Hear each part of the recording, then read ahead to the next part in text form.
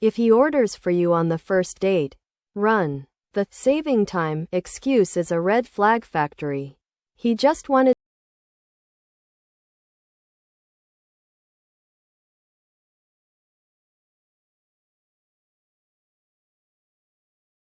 The phone thing is the actual deal breaker. You're literally right there. The dopamine of an Instagram scroll is.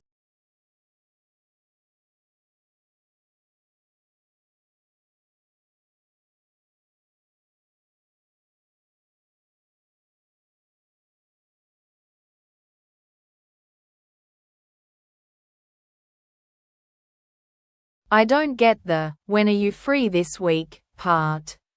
Was he trying to lock down a second date before the first ended?